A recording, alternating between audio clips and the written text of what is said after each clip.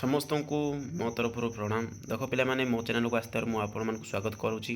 देख आपण मैंने बहुत बहुत जीटीएस रे सिलेक्शन होगापी चेष्टा करुवे कहीं जीटीएस हूँ एक गवर्नमेंट जॉब।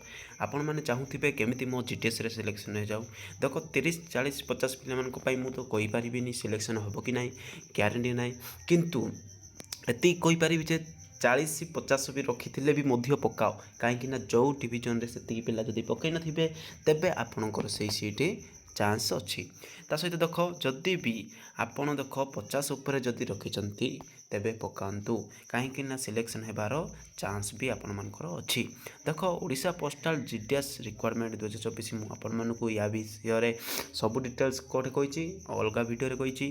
तेबे जदि भिडियो देखी ना अलग भिडियो देखु केमती अप्लाई करेंगे कौन करेंगे ता प्रोसेस कट ऑफ कौटे कौटे जाइए कम जाइए भी देती मुझे जगह आपण कौन देखी यह देखी जे आपण मानकर रिजल्ट केबे आसीबो ता सहित आपण माने जो जो डिविजन रे पकईचंती से डिविजन पाई आपण माने सिलेक्शन हेबे कि नाई एवं केते परसेंट रे सिलेक्शन हेबे ता प्रति आपण माने ए वीडियो देखि परिबे। तेबे डेरी करो नाई ई वीडियो रे रुहंतु एवं एंजॉय करंतु ता सहित देखंतु। तेबे देखंतु एड कोन देछि यही विषय तो मुझे परमानेंट जॉब कही। देख 2,477 पोस्ट ऑल इंडिया यहाँ तो नाई 44,000 पोस्ट आई। देख या भितर 5 अगस्त लास्ट डेट अच्छी कही नॉलेज ऑफ साइक्लिंग सब देख देख यू आम आड़ला बेले देखा Odisha postal GTS circle wise vacancy details. Aska division रे देख 126 पोस्ट अच्छी, बलांगीर डिविजन रे 118 पोस्ट अच्छी। देख जो जगार अधिक अधिक पोस्ट अच्छी आपण मैंने से जगह पकई तेबे कट ऑफ लिस्ट ये अधिक आईपारे अधिक कम आईपारे कहीं देख आरथर 4टा लिस्ट 5टा लिस्ट आई इथर किंतु 6 7 8टा उपर लिस्ट जाईपारे।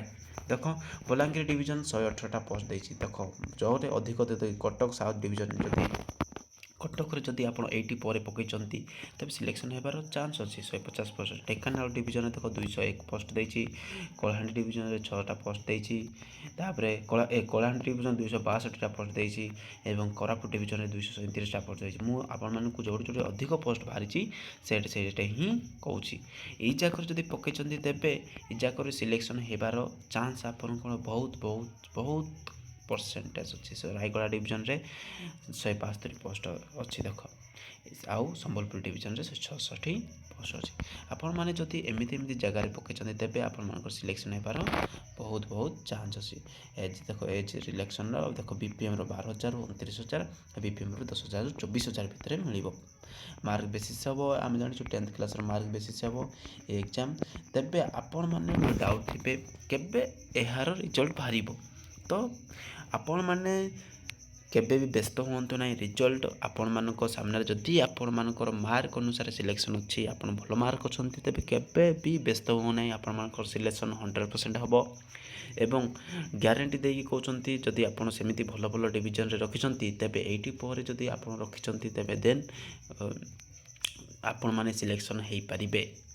आउ चेष्टा कर don't depression mind only trust yourself. Okay then देखो या सहित देख नोटिफिकेशन कौन देती अप्लाई तो कर सारी आप जानी। तेबे यार रिजल्ट बाहर केबे कहबी यार रिजल्ट बाहर आपण मानकर अगस्ट 3rd सप्ताह बा 2nd सप्ताह भितर आपको फास्ट रिजल्ट आई ता सहित लिस्ट बाय 1 मंथ एमती आइब। तेबे व्यस्त होबार ना जदि आपण माने बाहरी फास्ट लिस्ट बाहरी तेबे सेकेंड लिस्ट देखिबो 3rd लिस्ट देखिबो 4th लिस्ट देखिबो। Okay thank you for